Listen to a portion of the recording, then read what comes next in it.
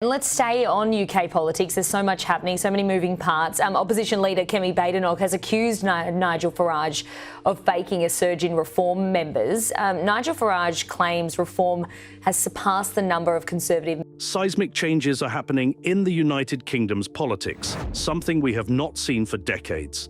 And this is about the Reform UK party becoming more and more famous, even surpassing the Conservatives in the latest polls and membership.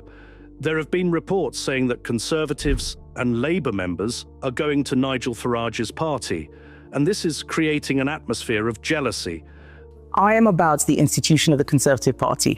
Nigel Farage is an individual personality. He doesn't even have a membership organisation. Well, they're saying they've got 100,000 members now, and that they might overtake the Tories. They say that, but what can they do as members? My members have a say. They're part of the organisation. I have to look after them. They're not my fan club. They are people that I have a responsibility to. We are a serious institution. Yes, we have come out of a historic defeat. We're going to have to pick ourselves up. But that's not going to happen in 5 weeks or 5 months. It's going to take the full time in opposition. We've gone through 95,000 members this morning, so we've gone up 1,500 in the last 3 or 4 days, and these are Conservatives who are hanging on to see whether the party could change direction. Now, for us as a party, it's very good news. Therefore, recently, there has been a war of words between Farage and the leader of the opposition, Kemi Badenoch, who said that Reform UK's membership count is fake. This has initiated a deep battle between the Conservative Party and Farage. So, what more did Badenoch say, and how did Farage respond to it, slamming her in the hardest way? In this video, let's find out. The UK's politics is getting interesting day by day as Nigel Farage's popularity increases. In this respect, the feud between Reform UK and the Conservative Party over party membership numbers became one of the most explosive political stories of late 2024. Nigel Farage, leader of Reform UK, set the stage on Boxing Day by claiming his party had surpassed the Conservative Party in membership numbers. We're there now. How many more to go? In fact, we've done it. We're through. We're through.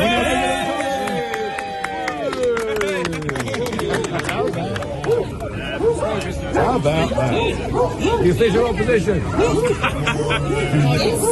Reform UK's website boldly displayed a live counter ticking up to 134,832 members, a figure surpassing the 131,680 members the Conservatives had reported during their November leadership election. Farage seized the moment, proclaiming it a historic milestone where the youngest political party in the UK had outpaced the world's oldest. To reinforce this claim, Reform UK projected their membership tally onto the Conservative Party headquarters in London, accompanied by a bold holiday message for their rivals. Merry Christmas, Kemi.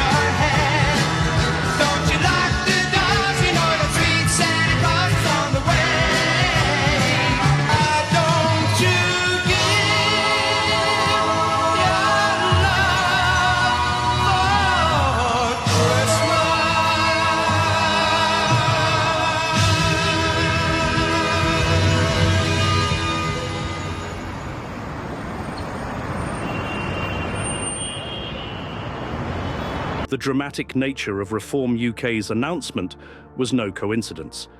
It was part of a well-coordinated strategy to position the party as a credible challenger to the establishment. They further escalated their claim by sharing screenshots to show verified membership numbers and issuing a public challenge to the Conservatives. Let an independent Big Four audit firm validate each party's figures. The boldness of the move attracted significant media attention, framing Reform UK as a party not only growing in size, but also willing to directly confront traditional political giants. Conservative leader Kemi Badenoch was quick to strike back, publicly dismissing Reform UK's numbers as fake. She claimed the membership counter on their website was coded to tick up automatically, accusing Farage of manipulating data to mislead his supporters. According to Badenoch, the website had even been recoded multiple times to adjust its back end as inconsistencies were pointed out. In her rebuttal, she characterised Reform UK's approach as gimmicky, saying that the Conservatives were focused on substantive rebuilding rather than flashy tactics. However, the desperation is obvious because the Conservative Party knows they are losing voters to the Reform UK. And I think one of the mistakes we made was making Reform voters think that they were not our people. They are our people. Yeah. Many of the people who voted Reform were lifelong Tory voters. And I think one of the moments that really created that impression was when we removed the whip from Lee Anderson. I think that was a mistake. I thought it was a mistake. I told the chief whip, do not do this. This is a bad decision. They backed him into a corner. I mean, I was watching it in real time. Yeah. I think that was a huge mistake, and that lit the touch paper. Basically, us saying, we don't want these kind of people. We need to get them the back. red wall in old language. Right. Is Nigel Farage a Tory? I think that he is a disruptor. Yeah. But he has said that he wants to destroy the Conservative Party. So I think that's probably a no. She added that her party had quietly gained thousands of new members since she assumed leadership. Although she did not offer specific figures to support this claim, Farage responded with characteristic defiance, calling Badenoch's accusations baseless and accusing her of being bitter, upset and angry over Reform UK's rise. I don't mind all sorts of comments being made about me, but to be accused by her of being a fraudster, I'm sorry, I am not going to let this rest. We are going to become the challengers of Labour. We are becoming the real opposition. They can say what they like. The Conservative brand is broken. So many broken promises, time and time again. People have had enough. They're looking for something fresh, new and honest. He reiterated his willingness to have the party's membership audited by an independent firm, but insisted that the Conservatives must do the same. Farage further alleged that Tory whistleblowers had revealed irregularities in the Conservative Party's membership records, including ballots being sent to lapsed or resigned members during the November leadership election. Before we continue further, tell us, are you enjoying the video? If yes, please like and share the video and subscribe to our channel for more exclusive videos on the groundbreaking changes happening in British politics. Let's continue now. Despite these allegations, the Conservatives declined to engage with the audit challenge, a move that raised questions about their own transparency and sparked further speculation about the accuracy of their membership claims. On this, Nigel Farage has responded by asking Badenoch to apologise or face legal troubles. Parliamentary seats at the next general election. Now, just picking up what you said, Nigel Farage has threatened to take legal action against the Tory leader, Kemi Badenoch, if she does not apologise for accusing him of publishing a fake ticker showing Reform UK's membership, increasing to overtake the Conservatives. The Reform UK leader has reacted furiously to Ms Badenoch's assertion that he was manipulating his own supporters with a ticker that is coded to tick up automatically after it showed the insurgent right-wing party had gone past 131,680 members in the number of eligible Conservative Party members in its leadership election in the autumn. So the debate over membership figures reflects broader shifts in political strategy in the digital age. Reform UK's use of a live membership counter and its dramatic projection at Conservative headquarters illustrate the power of modern PR tactics in driving public perception. These moves enabled Reform UK to dominate the holiday news cycle and present itself as a growing force in British politics. But the Conservatives get highly frustrated by this.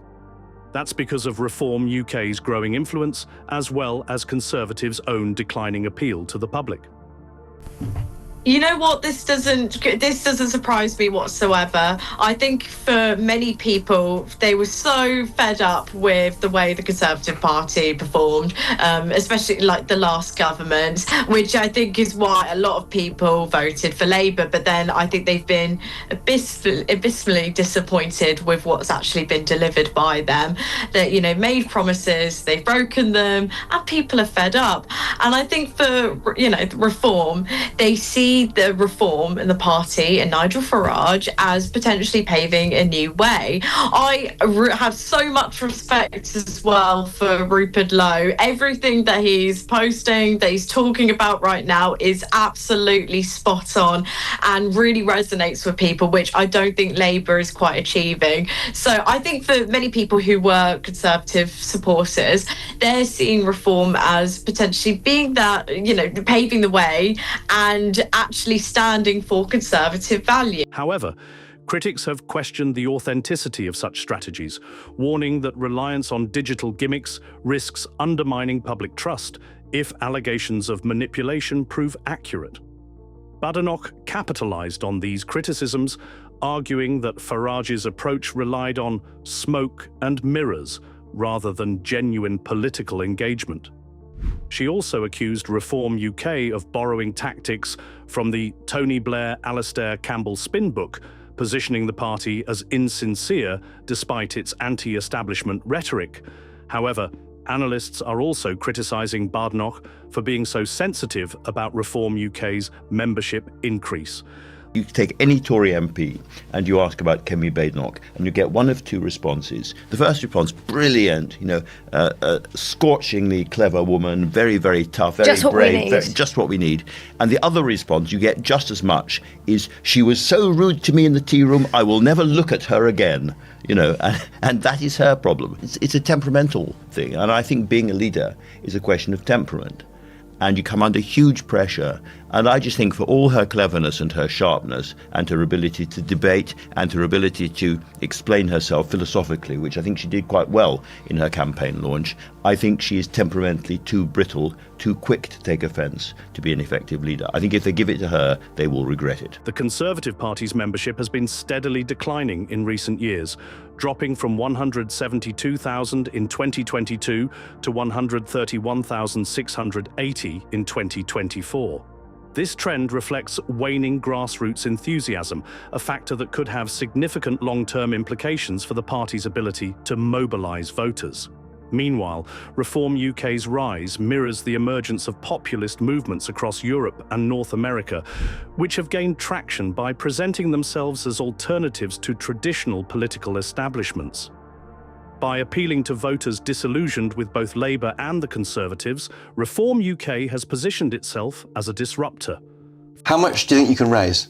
I think for past general elections, sort of 25 to 40 million pounds has been raised for previous parties, and I think I will do significantly better than that. More than 40 million? Yes. Wow. And already this morning, I've had millions of pounds worth of donations from people that have never donated to a political party in this country. But it's not just That's about incredible. It's not just about getting rich donors and billionaire people, whatever, or millionaire people today. We need the guys that have got £1, £5, £10, £25, £25 to be a member of Reform.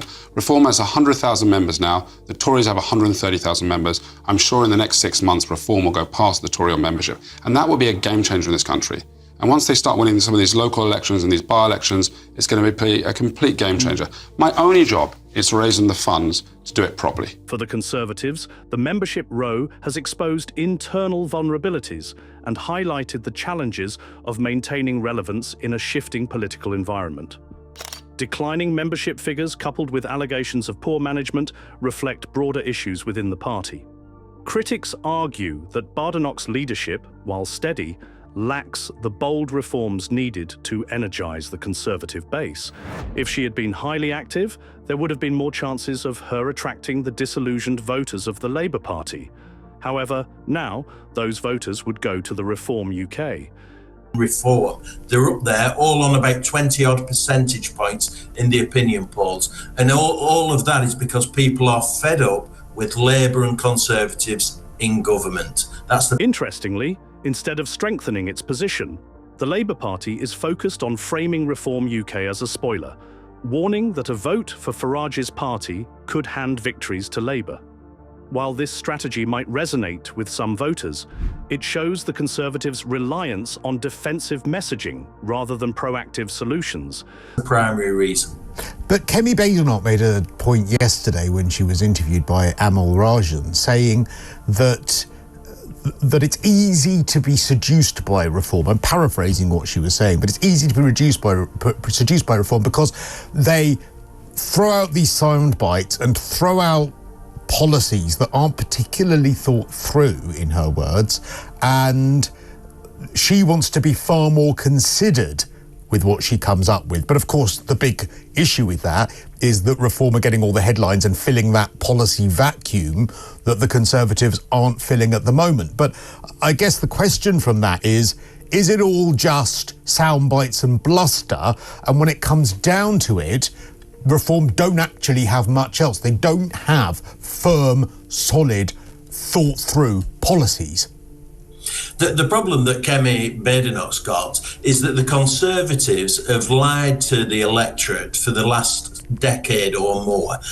They said they would bring illegal immigration down, immigration down, and they've done exactly the opposite. Labour were no better when they were in power, and people feel very strongly about this. That's why they voted the way that they did in relation to Brexit. So the track record, and Kemi Badenoch has been in government, so she's responsible for some of these appalling results in terms of immigration. Reform has a very clear policy on this. First of all, turn the boats around, as they did in Australia. That is a policy that's quite... The implications of this controversy extend beyond party politics. The May 2025 local elections will test whether Reform UK can convert its growing membership into tangible electoral success. While the party garnered 4 million votes in the 2024 general election, its ability to win seats was hindered by the UK's electoral system.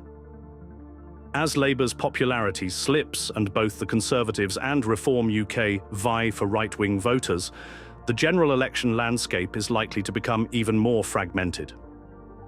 This fragmentation reflects a growing disillusionment with traditional political parties and signals the potential for significant shifts in the UK's two-party system. What's happened in this election is the Conservative vote has collapsed, and much of that vote has gone to Nigel Farage and his far-right Reform Party. They got over 4 million votes, even though I'm not sure they even contested every single constituency.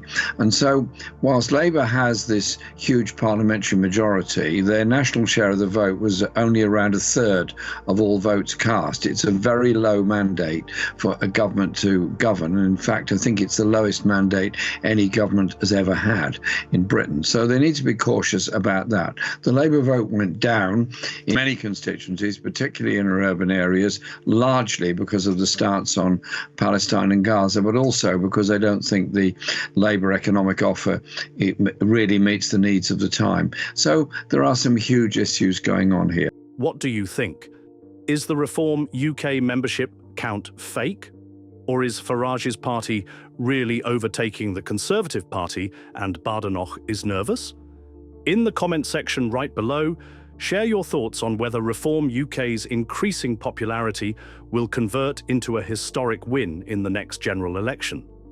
Do you want to watch more videos like this one? If yes, please like and share the video and subscribe to get more updates on British politics and how events are changing it. Until the next video, stay tuned.